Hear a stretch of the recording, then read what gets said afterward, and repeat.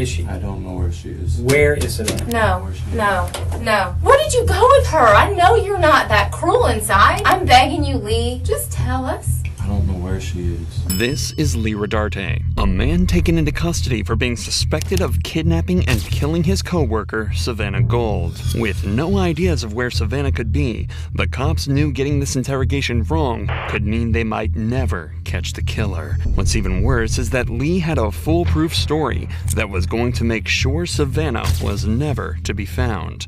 Lee, however, is under the impression that he is smarter than the detectives. Little did he know, this would be a massive mistake for him. On the 2nd of August 2017, Savannah's family received text messages stating she was running away and quitting her job. The messages were riddled with errors, causing her family to panic and report her as missing immediately. Throughout the investigation, the police were grasping at straws until they were suddenly sent the CCTV footage from the Bonefish Grill where Savannah worked. The video shows her getting into a silver car in the parking lot before it began to shake violently, with the door being thrust open and pulled shut 3 times. The car then drove out of the parking lot and Savannah was never seen again. After a series of interviews, they discovered the car was identical to Lee Rodarte's, a manager at the grill and boyfriend to Savannah for around 2 months. Lee was immediately arrested on suspicion of murder and brought into the interrogation room. However, he was told by police it was for an unimportant traffic warrant. And that's when the following happened. I'll stay right out here. You can go have a seat for me real quick. I'll be right back, okay? Yes, sir. Being told the detective will be right back obviously implies to Lee that he won't have to wait long to be seen. But it'd actually be 90 minutes before anyone enters the room again. Only a few days ago, Lee was interviewed about the disappearance of a girl he kidnapped, and now he's been handcuffed and taken into a police interrogation room. Lee will be feeling incredibly anxious now, but remember, he's confident that there's no way the cops have enough evidence to take him down. But unfortunately for him, the facade the detectives put up is all about to be ripped away. Hey, man. How you doing? Good. You remember me from the other day? Detective Reeves? Okay. This is my partner, Detective Staley. The detective that enters isn't the same one that brought him in. It's the one who interviewed him about Savannah 3 days prior. Any comfort he found in thinking this was all unrelated has now been completely taken away and replaced with pure panic. But Lee's plan remains the same, so he tries to keep himself composed as he prepares for the onslaught of questions he's about to be hit with. So, Savannah, you said that you knew her and you guys had, you knew her from work. I mean, just kind of fill me in with that. How long have you known her? Like I said, I've known her obviously since she started working there. I would say probably about 8 months ago, we started hanging out outside of work. And at the time, I had a girlfriend. But we kind of connected, me and Savannah.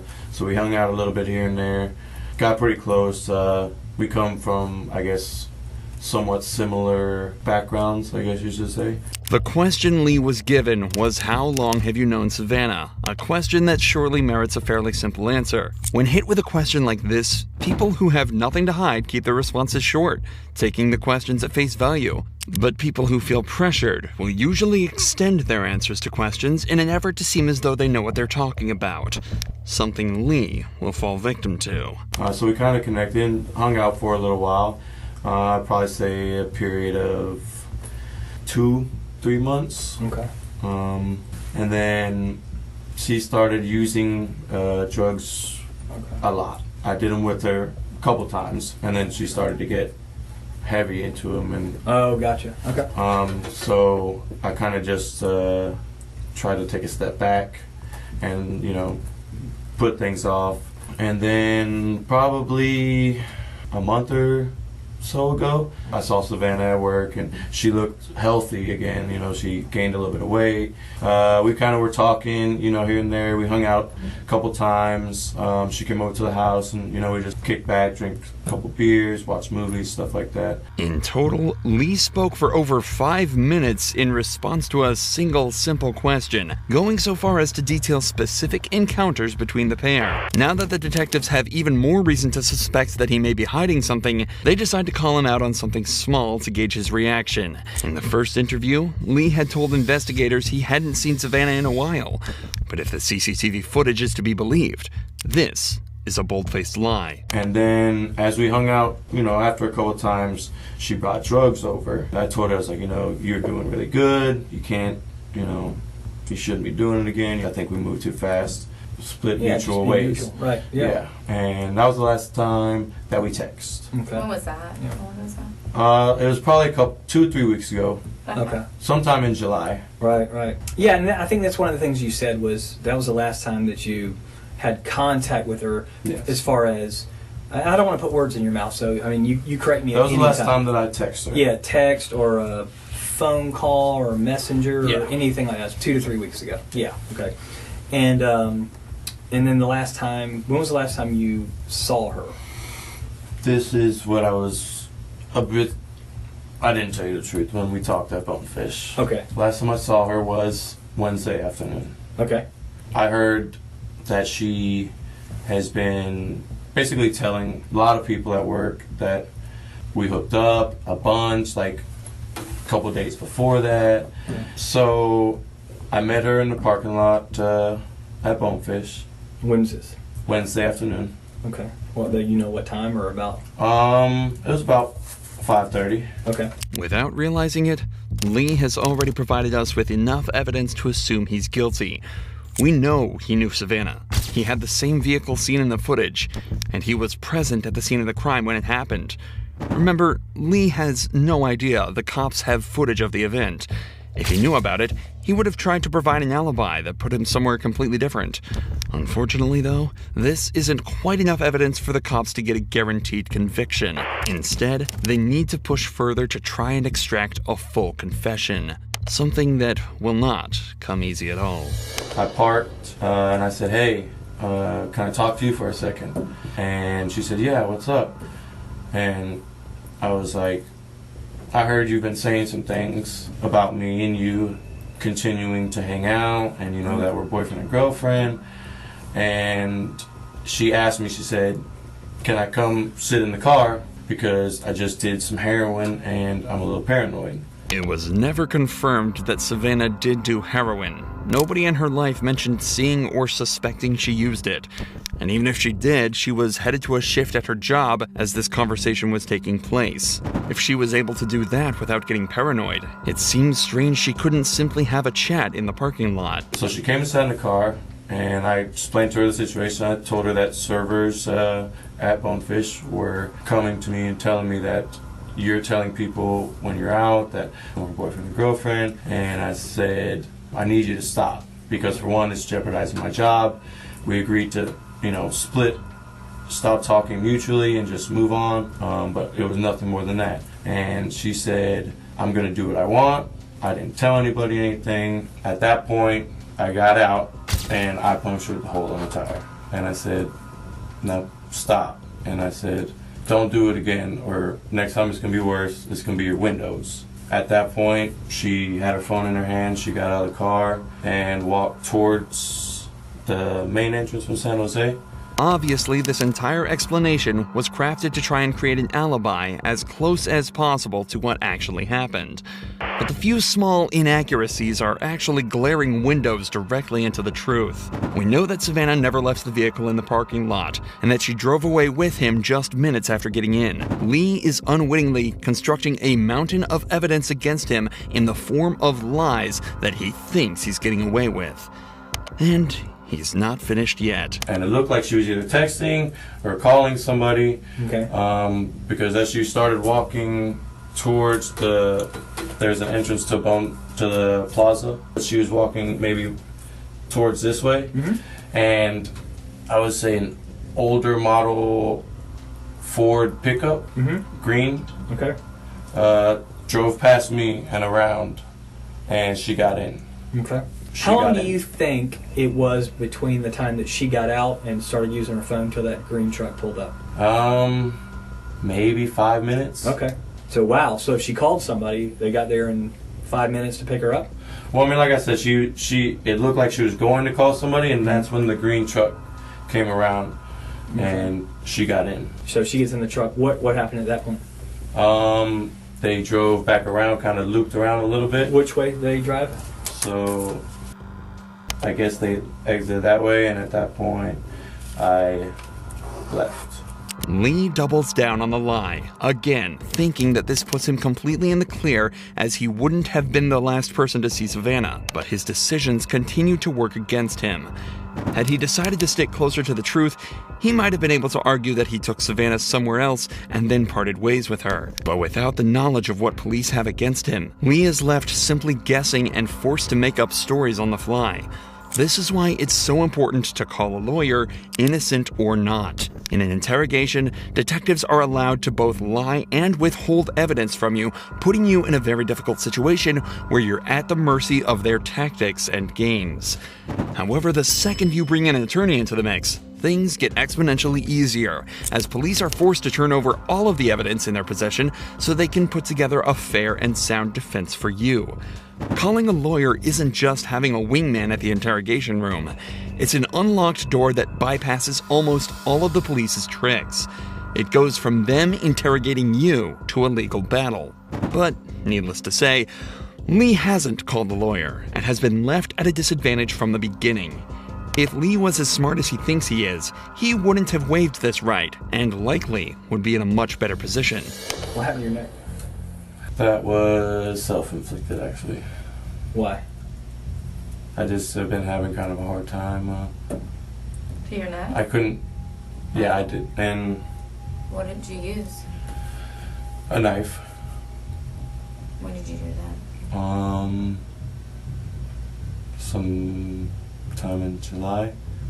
You did that in July and it's still Yeah. bloody?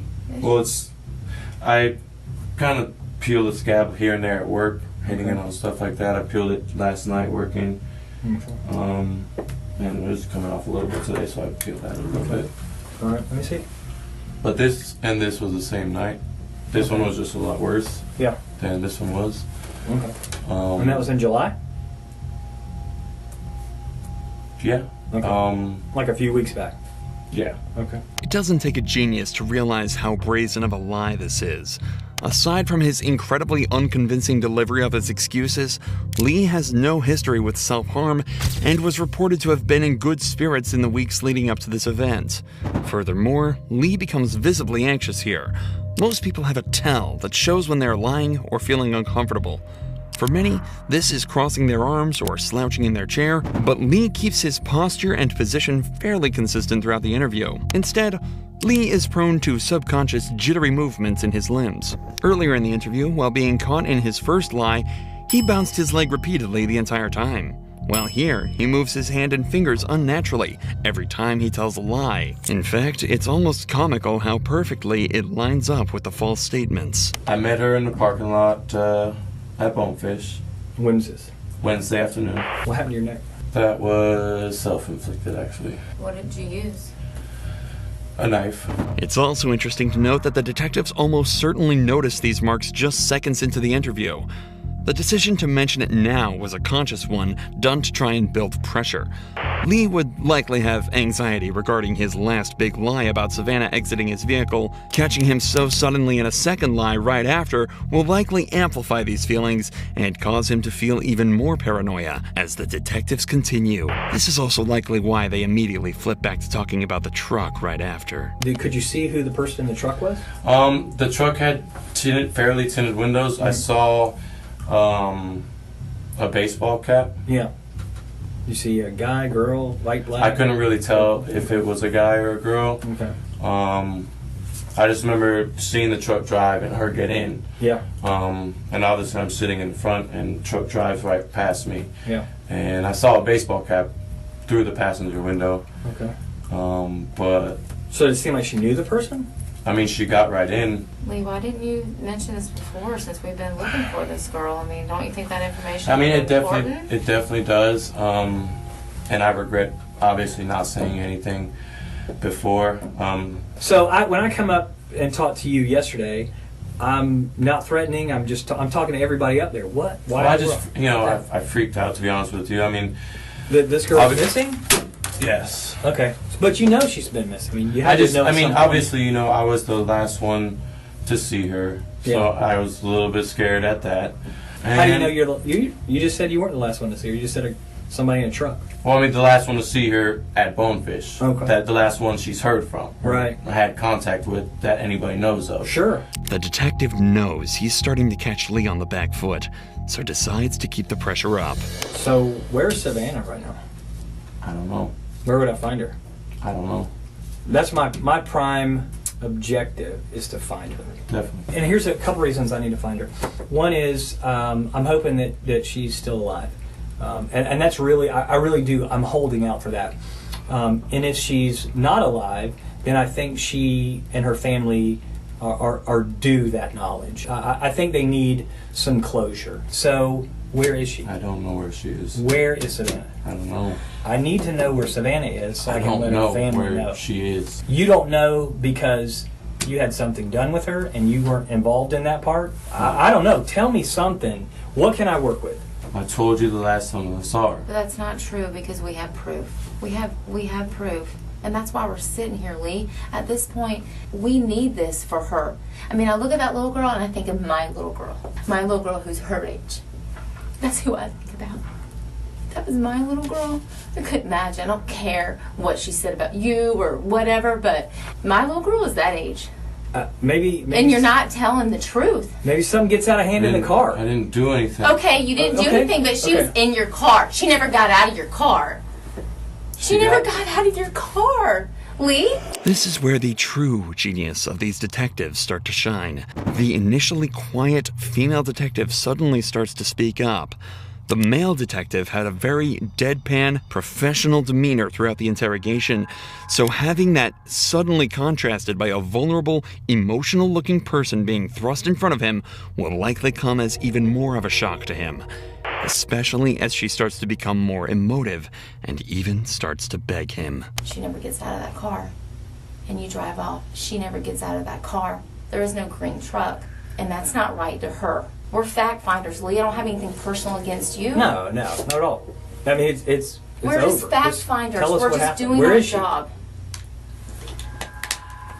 No. Where did you go with her? Where did you go with her, Lee? Be human. You're a human. You're a man. Where did you go with her? I know you're not that cruel inside. Maybe you Please. maybe you don't know where she is now. Where did you go with her? Please. I'm begging you, Lee. I know you're not an evil person. I don't see that in you.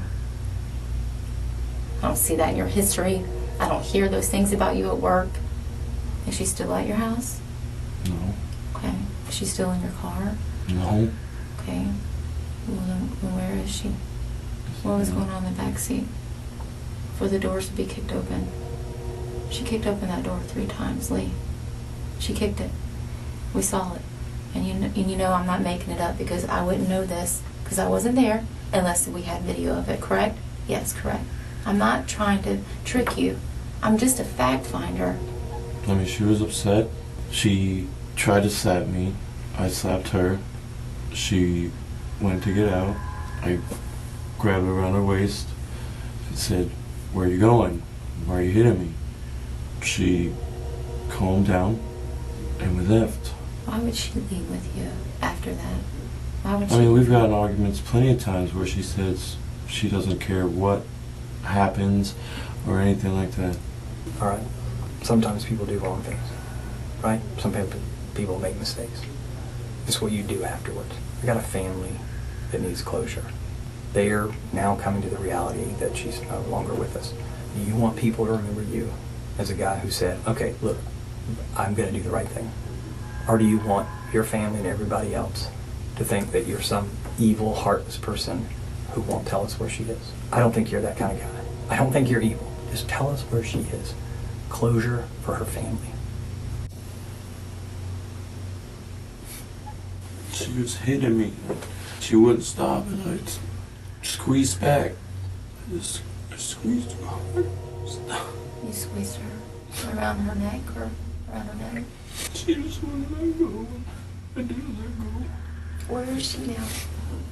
Please tell us where she is. All I want to do is leave me alone. It's a pond on the west side of the Club du Clay Club du Clay? Yeah. Okay. at Longchamp. Yeah. Okay. Just a few days later, a dive team recovered the remains of Savannah Gold, burned and almost unrecognizable, so much so that her cause of death couldn't even be determined. Lee Rodarte pleaded guilty to the second-degree murder of Savannah and in March of 2021 was sentenced to 40 years behind bars.